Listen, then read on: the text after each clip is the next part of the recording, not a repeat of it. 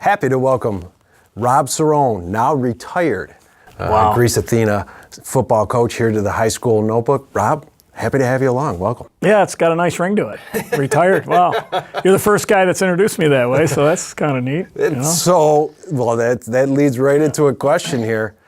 A lot of work goes on behind the scenes that people don't know about. And you got that end of the season checklist, uniforms and equipment and all that stuff. What was it like to be going through that for the last time?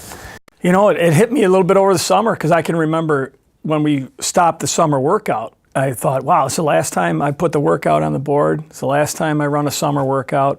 And then I get into preseason, wow, it's the last double session. So I definitely thought about it a lot.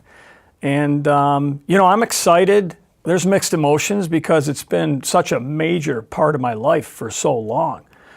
But I'm ready. I really believe, I've thought about it for a long time. And after we won it in 2016, I took a step back and thought, okay, how long am I really going to do this? I'm going to retire from teaching this year also. So it's a clean break. And so I tried to prepare myself. I had a couple of years to do it, but it's not easy. And especially when it came time to talk to because I didn't want the kids to really know until I didn't want them to hear it in social media. So I told them after the last game, and that was hard. You get a little emotional because it's been, again, such a major part of my life for so long. So it wasn't easy. You mentioned that 2016 championship team, obviously having your dad hand you the brick, the championship trophy there. What are some of the other memories that maybe aren't so obvious that others don't know that you take with you after your career? Yeah, that was certainly a highlight and a real special moment. But as I think about that, that's a good question. And really the memories that I most cherish are the relationships that I've built and that I've met. I've been so fortunate and blessed to coach so many wonderful young men over the years. And I run into them now. I run into them at Wegmans, or I'll see them out at dinner, and they introduce me to their wives, and they introduce me to their kids. And that's really what it's all about, because you make a connection, and you hope that somewhere along the way, you've helped them become a young man. And so those memories of my players are really what stand out to me now. And when I told my team, I said that to them, and I said, you know what, I'm going to see you in 10 or 15 years, and you're going to do the same thing, and that means a lot to me. So I look forward to that. But those are the memories that I cherish, is the relationships that I've been able to build with my players over the years. The climb to the top there, the climb to the mountain, the mountain there to get that championship.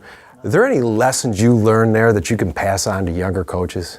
In football, what I would say is you don't want to become stagnant. And we went 13 weeks that year, all the way to the state finals, and each week we would try to implement something, whether it be a new formation, same plays, but just giving somebody a different look or maybe a different shift, maybe a gadget play.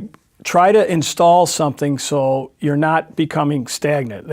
I think that's really important. And then the other thing is we tried to focus on, we're going to go 1-0. Routine is really important for kids. So we kept the same routine, same Monday practice, same Tuesday practice. So it was similar and familiar to them. So I think those two things are important. If you could go back in time and talk to the 25, 26-year-old Rob Cerone, is there a message you would give?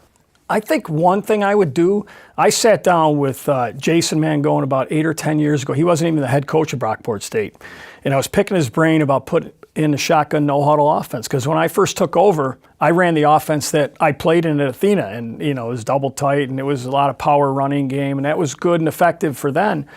But when we put in the offense, the spread offense, it's fun. The kids enjoy it. Sometimes you almost can't be wrong because we have more than one play called. At the line of scrimmage, we'll have a running play called.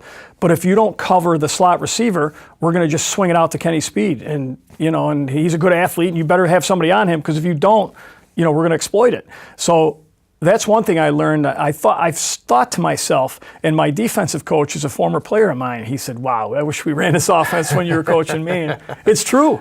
And I tell him the same thing. I said, well, I wish I did too, so that would be one thing. I really have enjoyed that. There's more.